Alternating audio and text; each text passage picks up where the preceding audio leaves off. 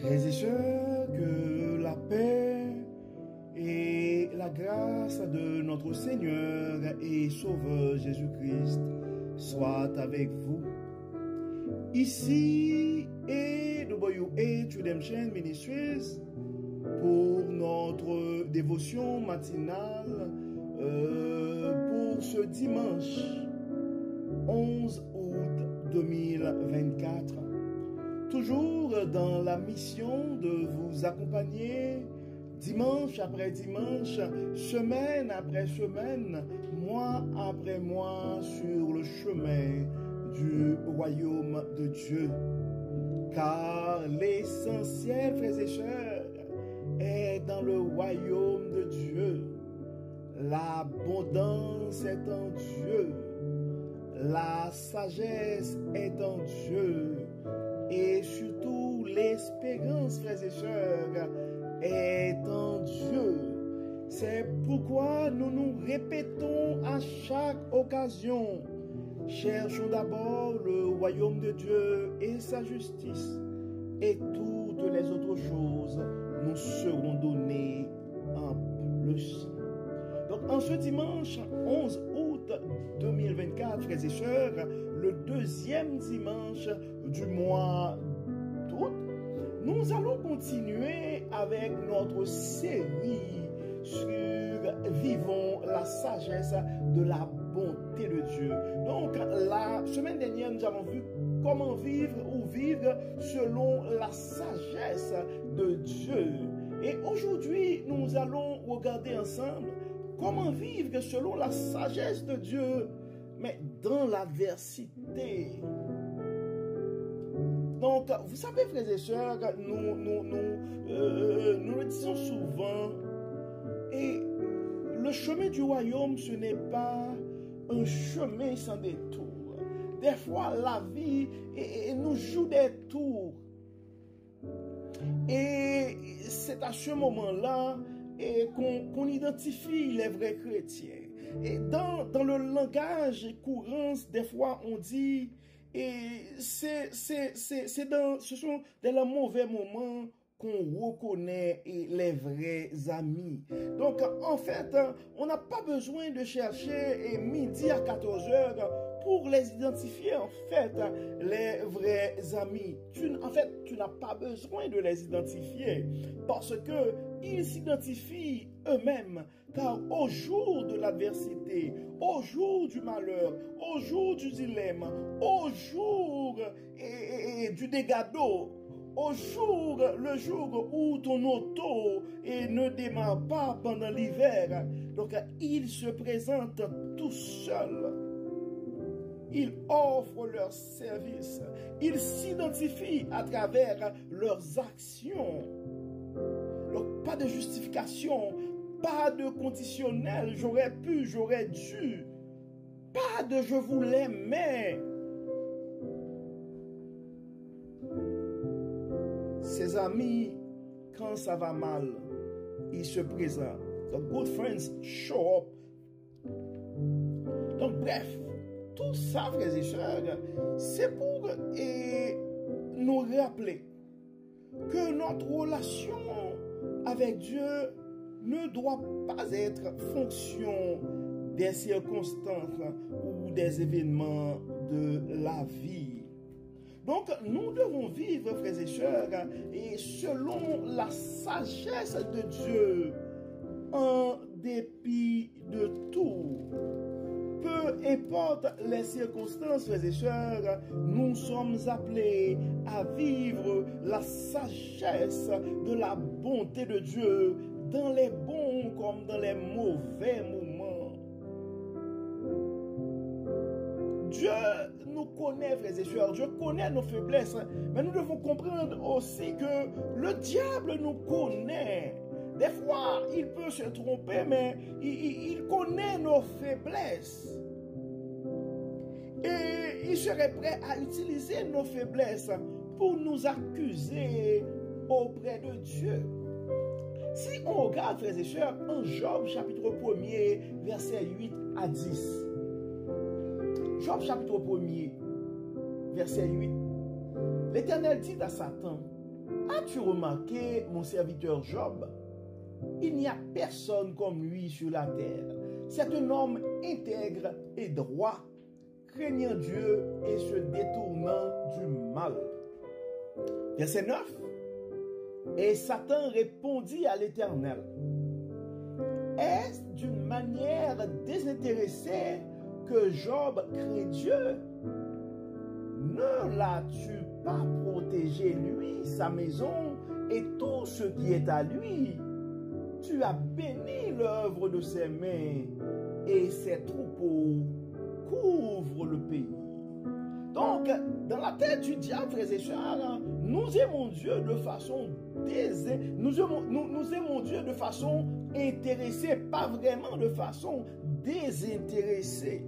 Et c'est pourquoi nous sommes appelés, frères et sœurs, à vivre selon la sagesse de Dieu, selon la sagesse de la bonté de Dieu, dans l'adversité, même dans l'adversité, quand ça va mal. Et on voit que le diable n'a pas réussi son coup. Mais avant ça, il y a un texte que j'aimerais partager avec vous, frères et sœurs. C'est le texte que nous trouvons en 1 Pierre 5, verset 8. Ça nous dit: soyez sobres, veillez. Votre adversaire, le diable, rôde comme un lion rugissant, cherchant qui il dévorera. Donc nous devons faire attention, frères et sœurs, parce que quand nous écartons la sagesse de la bonté de Dieu, eh bien, nous pouvons tomber facilement dans le plan du malin. Nous pouvons facilement nous détourner du plan divin, car c'est la sagesse de la bonté de Dieu qui va nous aider, qui va nous conduire, qui va nous assister, qui va nous donner le courage nécessaire, la sagesse, la perspicacité nécessaire pour garder notre parcours sur le chemin du royaume. Donc, les moments d'adversité vont arriver. Mais nous devons rester fermes, frères et sœurs.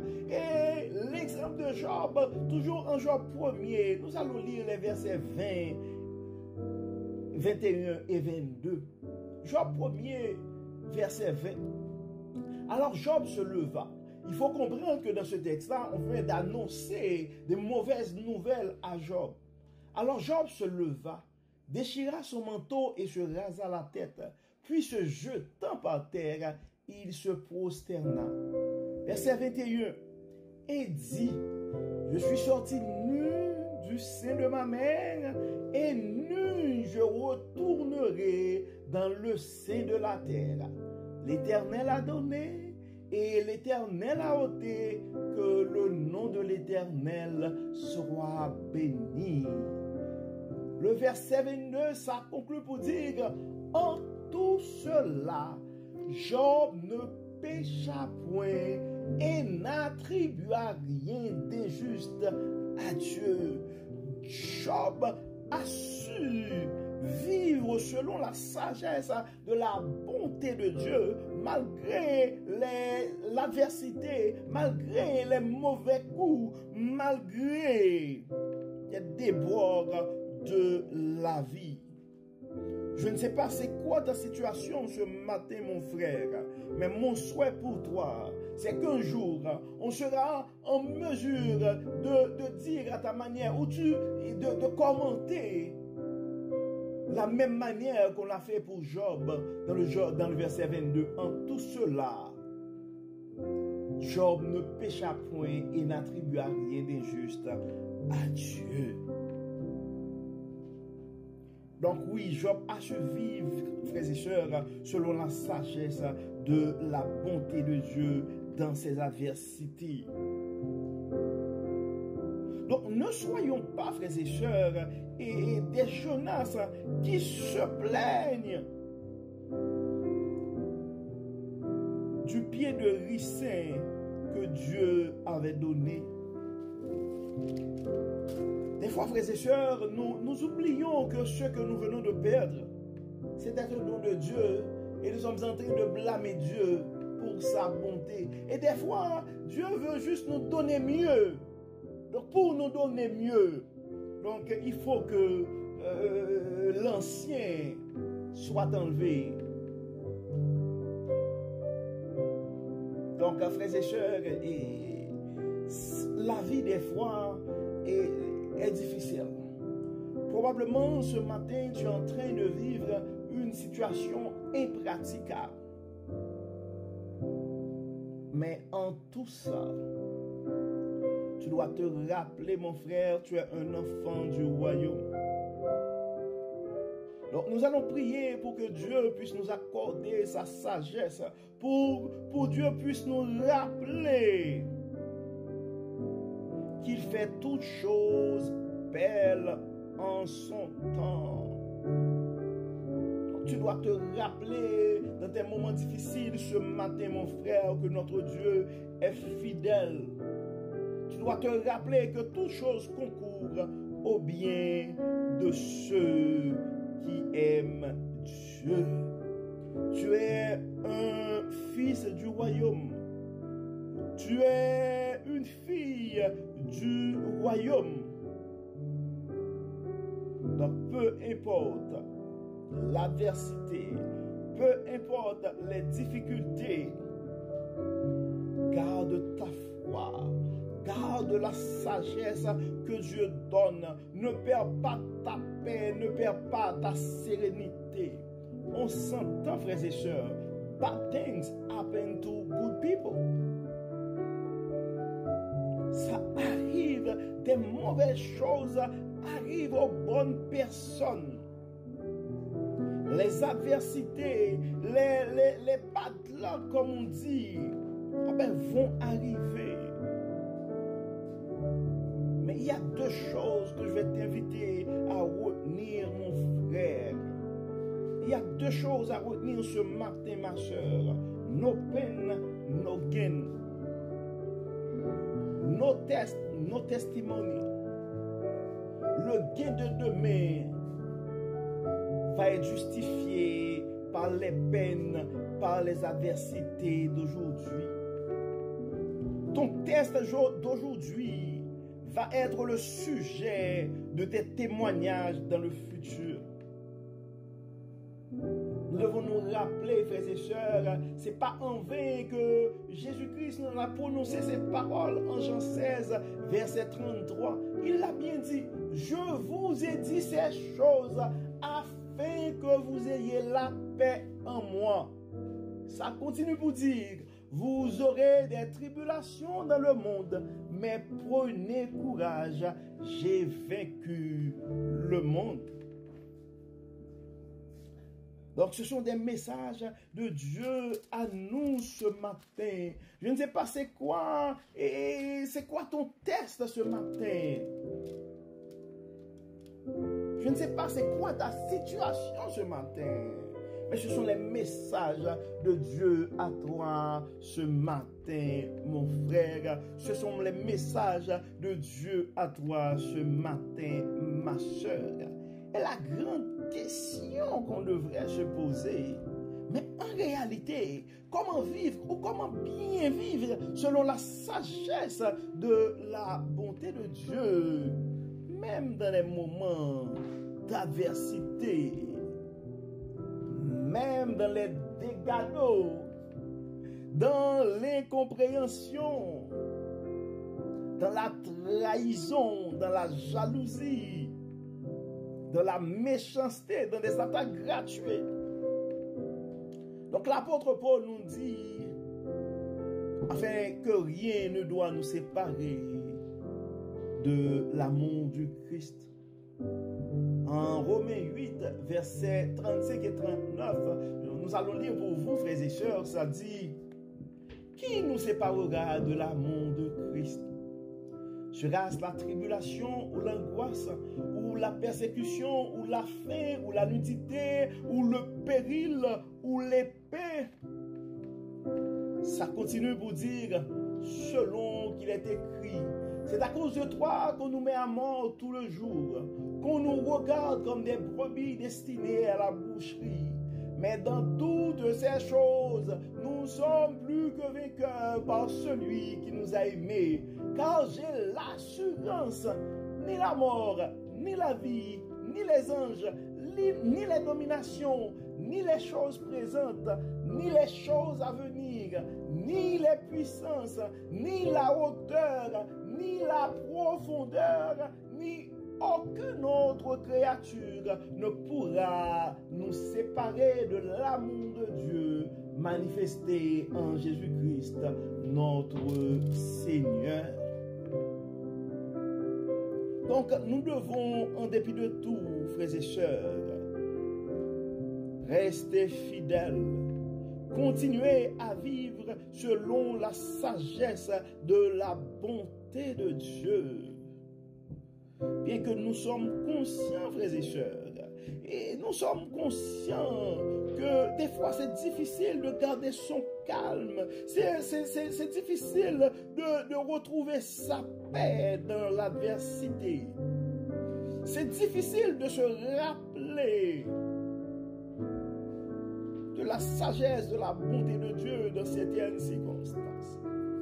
Il y a une chose que nous aimerions préciser aussi, frères et sœurs.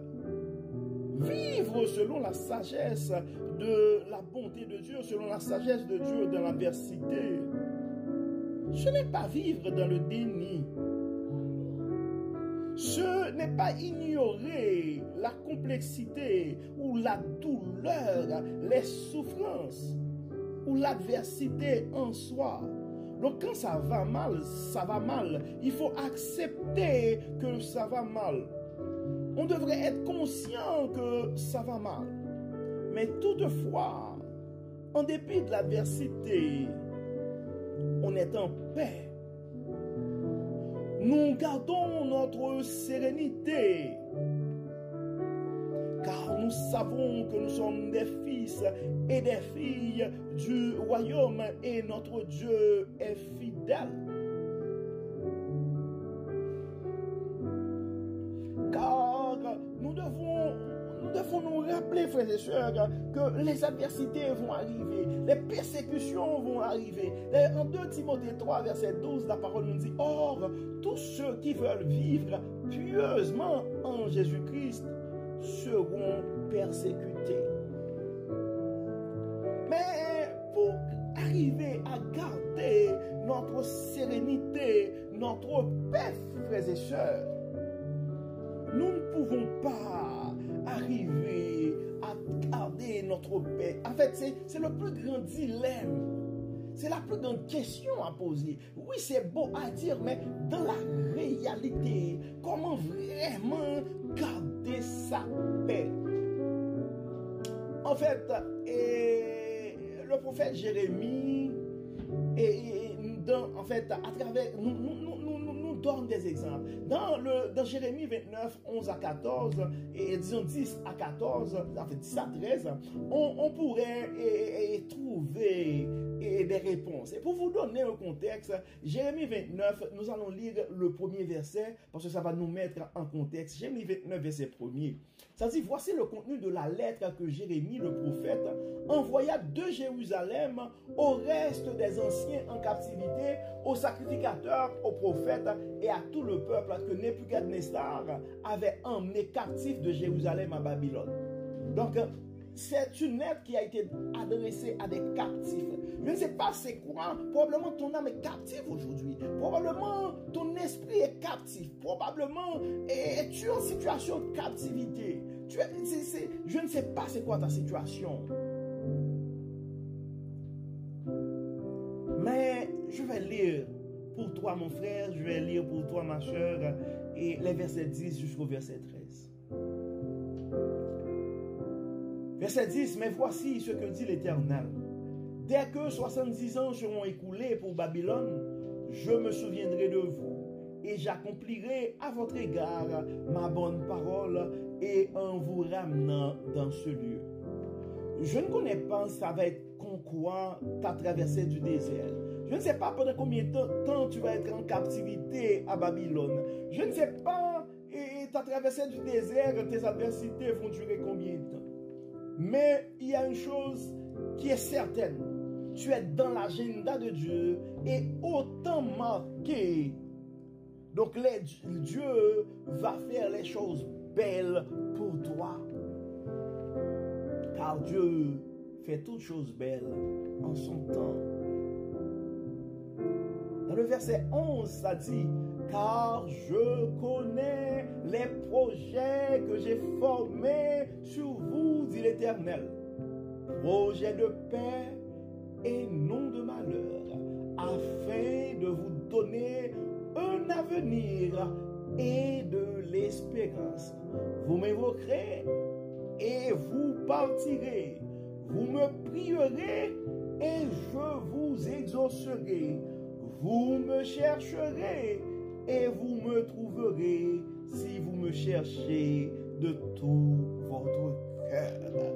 C'est ça qui pourrait nous aider, frères et sœurs, à garder notre paix, à garder notre sérénité, même en captivité, malgré l'adversité, car Dieu connaît les projets qu'il a formés sur nous. Le projet de paix et non de malheur.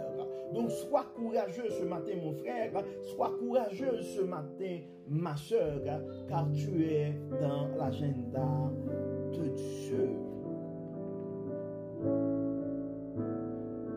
Et si on regarde en Lamentation 3, Lamentation 3 et verset, en fait, dans Lamentation 3 et verset 24, en fait, si on regarde dans Lamentation 3,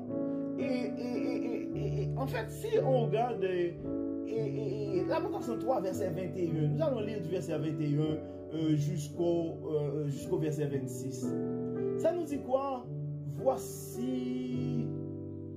En fait, je vais commencer plus haut là, dans le verset 19. Probablement ça va parler à l'âme de quelqu'un. Lamentation 3, verset 19. Quand je pense à ma détresse et à ma misère, à l'absinthe et au poison, quand mon âme s'en souvient, elle est abattue au-dedans de moi. Probablement ces paroles ressemblent à ton histoire ce matin. Mais dans le verset 21, ça continue pour dire, voici ce que je veux repasser en mon cœur, ce qui me donnera de l'espérance. Les bontés de l'Éternel ne sont pas épuisées. Ses compassions ne sont pas à leur terme. Elles se renouvellent chaque matin. Et que ta fidélité est grande.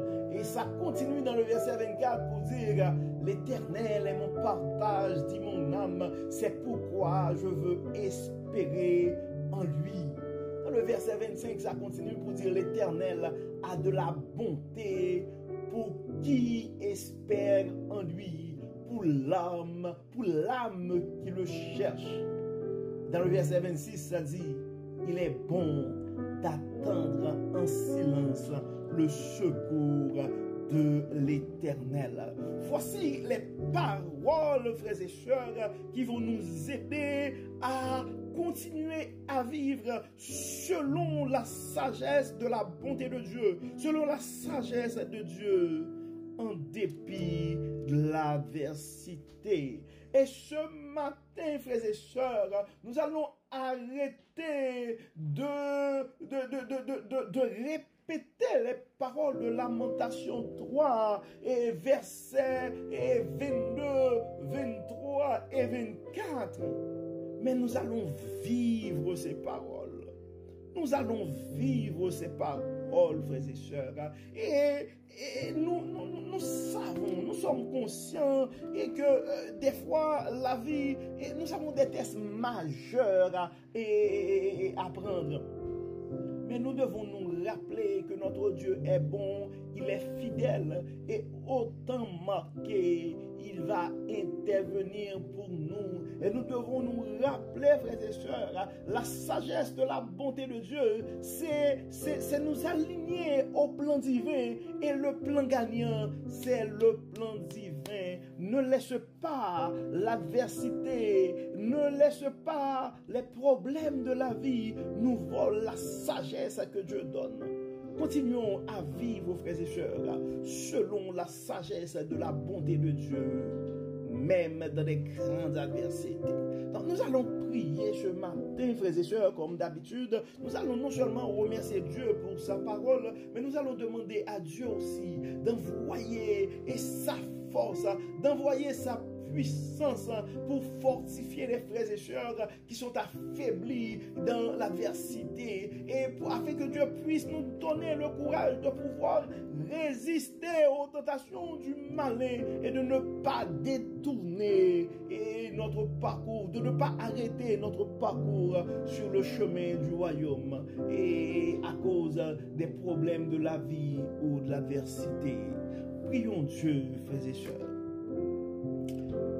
Dieu de bonté, Dieu de miséricorde, grand architecte de l'univers, Dieu de l'abondance, Dieu de toute sagesse, Dieu de toute espérance, nous te disons merci ce matin.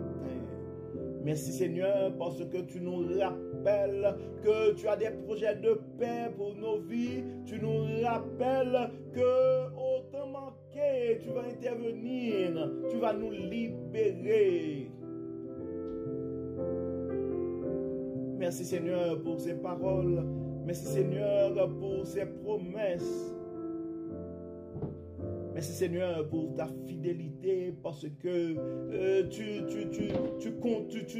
trouves un moment, tu nous inspires pour délivrer ton message d'espoir, ton message d'amour à tes enfants bien-aimés. Dieu clément, nous sommes conscients que nous sommes souvent incrédules. Nous sommes conscients face aux tests de la vie, aux problèmes de la vie souvent. Nous avons décidé de nous détourner du chemin du royaume et de ne pas continuer. C'est pourquoi, Dieu clément, en ce moment, nous te demandons de ne pas rentrer en jugement avec nous. Accorde-nous ta paix. Accorde-nous ta sagesse. Donne-nous le courage nécessaire afin que nous puissions poursuivre notre parcours sur le chemin du royaume en dépit des adversités. Tu connais tes enfants qui sont en souffrance ce matin. Tu connais leurs adresses, tu connais leurs situations, tu connais leurs défis et tu connais leurs persécutions. Nous remettons tout entre tes mains ce matin. Bénis Seigneur, guéris Seigneur, fortifie Seigneur, et que tout soit fait dans nos vies pour la gloire de ton nom. Donne témoignage, Dieu clément, à tes enfants bien-aimés. Permets que ce message puisse aller loin, puisse toucher des cœurs et redonner vie à des frères et sœurs qui sont découragés.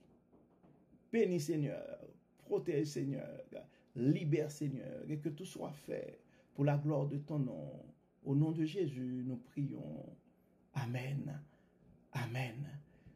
Frères et sœurs, nous arrivons au terme de notre dévotion, en fait, de notre méditation pour ce dimanche 11 août 2024. Et nous espérons que votre âme a été bénie. Et d'ici là, nous vous souhaitons un très bon dimanche sous le regard du Dieu Tout-Puissant. Que le Seigneur nous bénisse, que le Seigneur nous protège, qu'il nous accorde la force et le courage nécessaires afin que nous puissions continuer à vivre selon la sagesse de la bonté de Dieu, même dans les moments d'adversité. Au nom de Jésus. Amen. Amen. Encore une fois, frères et sœurs, bon dimanche. Et à demain. Bye bye. Bye bye.